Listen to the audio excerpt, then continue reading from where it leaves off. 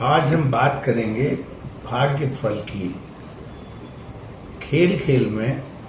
लोग कहते हैं बच्चा पैदा होता है, माँ बाप को भी पता नहीं होता है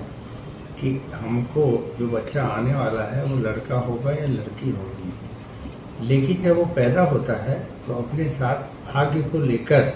पैदा होता है। जब वो पैदा हो जाता है तब माँ बाप को पता लगता है कि ये लड़का हुआ या लड़की हुई और उसका नामकरण उसी के अनुसार होता है। लेकिन जो बच्चा पैदा होता है वो पैदा होते ही अपने भाग्य को लेके पैदा हुआ होता है और वो भाग्य के कारण ही उसे माता पिता मिलते हैं, उसे माता पिता का कुल मिलता है, माता पिता के सारे संसाधन मिलते हैं और माता पिता के रूप में उसे एक ऐसा पालक मिलता है जो उसके पूरे जीवन में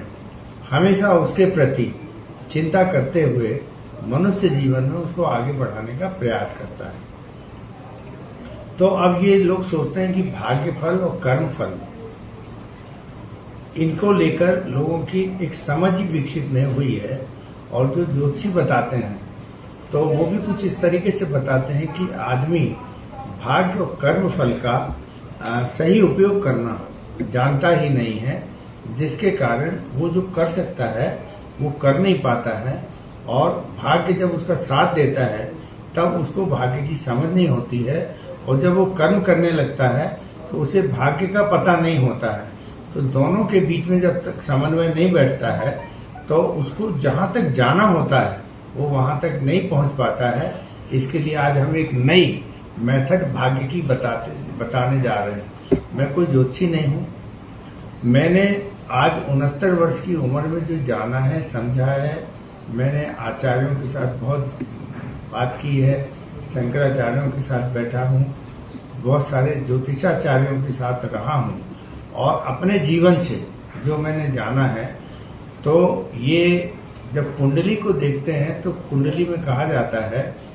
कि आपके जन्म के साथ ही सारे रिश्ते भाग्य के रूप में जन्म लेते हैं और ये रिश्ते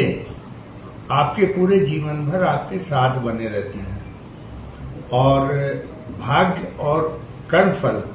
दोनों का समन्वय यदि आप अपने पूरे जीवन में बना के रखते हैं तो बड़ी तेजी के साथ आप अपनी ग्रोथ को करते हैं। तो 12 साल के खंड में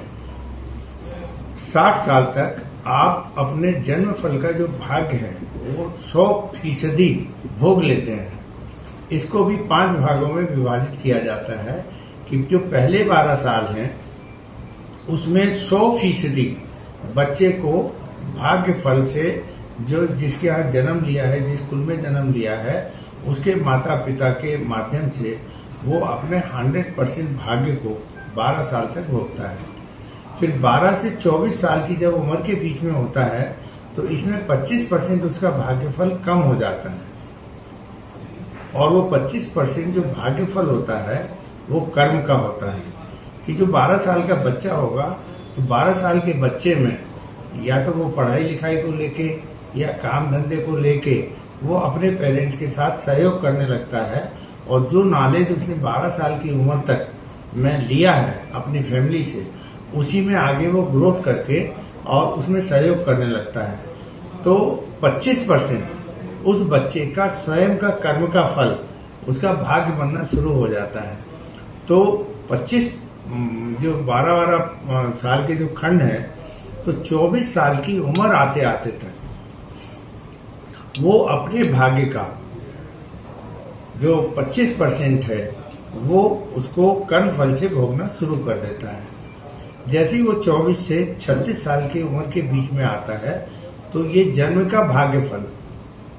जो अभी तक उसको 75% मिल रहा था वो घट के 50% हो जाता है। तो नॉर्मली कोर्स में 24 से 36 साल की उम्र के बीच में हर व्यक्ति के, चाहे उसकी शादी ब्याह हो, पढ़ाई लिखाई हो, वो जो भी काम कर रहा हो, भले मजदूरी का काम क्यों ना कर रहा हो, वो पूर्ण रूप से दक्ष हो जाता है और उसकी खुद की अपनी एक पहचान बन जाती है जो उसे 24 साल की उम्र तक में मिला था। तो 24 से 36 के बीच में वो जो ग्रोथ करता है वो उसमें 50% कर्मफल शामिल हो जाता है, और 50% भाग्यफल शामिल हो जाता है। इसको हम इस तरीके से भी कह सकते हैं कि जैसे 24 साल की उम्र आते आते तक वर्तमान संदर्भ में उस बच्चे की शादी भी हो जाएगी,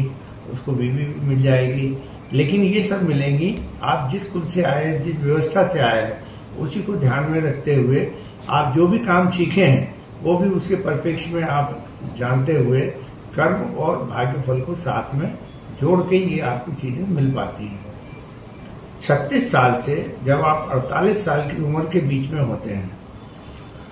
तो इस समय आपका केवल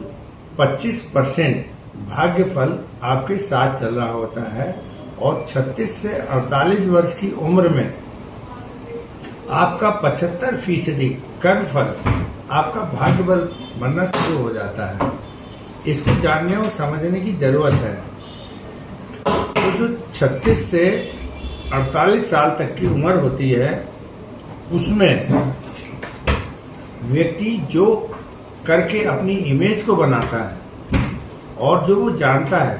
तो 75% हिस्सा उसके अपने कर्मफल का होता है और उस कर्मफल के माध्यम से वो अपने कैरियर को जो ऊंचाइयों तक ले जाता है उसमें उस समय उसके भाग्य का जो हिस्सा होता है वो मात्र 25% रह जाता है। तो 36 से 48 के बीच में फिर जो भी आप काम करते हो उससे आपकी काम की खुद की एक इमेज बनती है। उसमें आपको भाग्यफल से पहले जो आप गलतियां करते थे या जो पीछे से माँ बाप का फीडबैक मिलता था, कुल का फीडबैक मिलता था, ये 36 से 48 के बीच में लगभग मिलना बंद हो जाता है और लोग आप ही को देखते हैं और आप ही को देख के वो फिर आपके कर्म फल के अनुसार वो आपसे व्यवहार करने लगते हैं। तो ये जो केवल 25% हिस्सा आपका 36 से 48 के बीच में रहता है तो ये आपको फिर आपकी अलग ब्रांडिंग करता है और जो ब्रांडिंग 36 से 48 के बीच में आपकी बन जाएगी वही आपकी आगे तक जाएगी। अब आती है 48 से 60 का बीच। तो 48 से 60 वर्ष की उम्र तक आपको अपने जन्म फल के भाग्य से जो मिलना था वो 100% मिल चुका होता है। ससुराल पक्ष, मायका पक्ष, पति पत्नी, दादा दादी या जो भी आपको भाग्य से जो रिश्ते बने थे और उनसे जो कुछ आपको मिलना था वो 48 से 60 के बीच में आपको हर हालत में मिल जाता है। और जब वो मिल जाता है तो उसके बाद आपके जन्म का भाग्यफल एक तरह से समाप्त हो जाता है और फिर आप अपने 60 के बाद कर्म फल के सहारे ही अगले भाग्यफल को बनाना शुरू कर देते हैं। तो जो लोग इस कलयुग में हैं और जो ये समझते हैं कि भाग्यफल और कर्मफल दो अलग अलग चीजें हैं, तो बिल्कुल अलग अलग नहीं है। ये आपके बिल्कुल जीवन से जुड़ी हुई चीजें हैं कि जो भाग्यफल लेकर आप पैदा हुए हैं वो आपके पूर्व जन्मों के जो रिश्ते थे, जो आपका पुण्य था, वो आप उसको लेके पैदा हुए, उसके कारण आपको कुल मिला, उसके कारण माता पिता मिले और वही सत्य है और वहीं से आप आगे बढ़ोगे। लेकिन 12, 24, 36, 48 इस कालखंड में आप अपने जब भाग्यफल के हिसाब से कर्म फल को सेट कर लोगे तो आगे का जीवन आपका बहुत सुखी होगा। जब हमने किसी व्यक्ति का जन्म होता है तो उसके 12 घर की एक कुंडली बनती है। इस कुंडली में सारा आपका शरीर होता है, आपके माता पिता का स्थान होता है, आपके दोस्तों का स्थान होता है, आपके रिश्तों का स्थान होता है और कोई भी ऐसा रिश्ता उन 12 घरों में नहीं होता है जो आपसे अलग हटके हो। मतलब ये सब रिश्तों में आपको कुंडली में भाग्य के साथ आते हैं और यही आपके जीवन को प्रभावित करते हैं।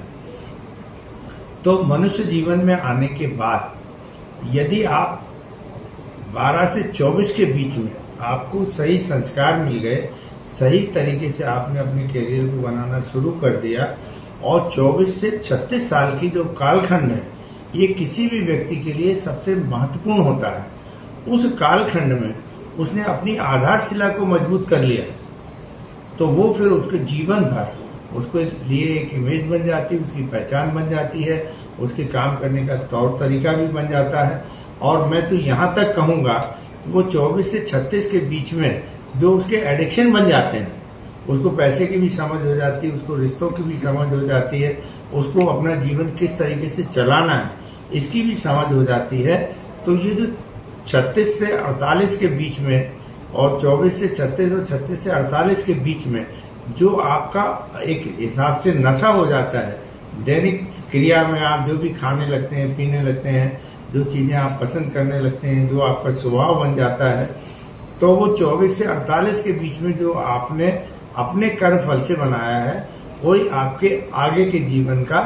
भाग्य बनता है। और पिछले रिश्तों को भी आप कैसे बेहतर बना सकते हो इसके लिए बहुत बड़ा योगदान आपका रहता है। तो भाग्य फल के साथ साथ अपने कर्म फल को जोड़ना शुरू कर दो, और जो आप कर्म कर रहे हो, जो आप अभी कर रहे हो, तो निश्चित रूप से गीता में भी कहा गया है और सभी जगह ये कहा गया है कि कर्म का फल वो केवल आपका ही हिस्सा है, उसको ना तो कोई दूसरा भोग सकता है और ना उसके अच्छे बुरे परिणाम कोई दूसरे ले सकता है, वो ट्रांसफरेबल नहीं है। तो जो आप कर रहे हो वही आपका है, और आप अच्छे से समझ के करना शुरू कर दो तो वो आपके इस जीवन के साथ साथ अगले जीवन को भी बनाने में सहायक हो जाते हैं। तो भाग्य फल और कर्म फल दोनों एक गाड़ी के दो पहिए हैं जो समानांतर चलते हैं। 12 साल की उम्र तक उस पूरे दोनों पहियों को चलाने की जिम्मेदारी माँ बाप की होती है। जहाँ आपने जन्म लिया है, जिस परिवेश में आप पैदा हुए हैं, वो आपका सहयोग करते हैं। लेकिन उसके बाद जैसे जैसे ये 12-12 साल के कालखंड में आप बढ़ते जाओगे तो उसमें आपका जो भाग्य फल है वो निरंतर 25% इन 5 कालखंड में कम होता जाएगा, और आपको जो है अपने कर्म फल वो महत्वपूर्ण रोल में आते चले जाएंगे। तो इस तरीके से आपका भाग्य फल और कर्म फल आपके जीवन को नई दिशा की ओर ले जाता है, जिसके लिए आप स्वयं जिम्मेदार होते हैं, और उसका सारा प्रसाद आप ही को मिलेगा। आप किसी दूसरे को ना तो दे सकते हैं ना ले सकते हैं। इस बात को ध्यान रखने की जरूरत है। अभी ये विषय बहुत बड़ा है, कर्म और भाग्य बहुत बड़ी बड़ी चीजें हैं, इसको आसानी से समझ नहीं आता, लेकिन मोटा मोटी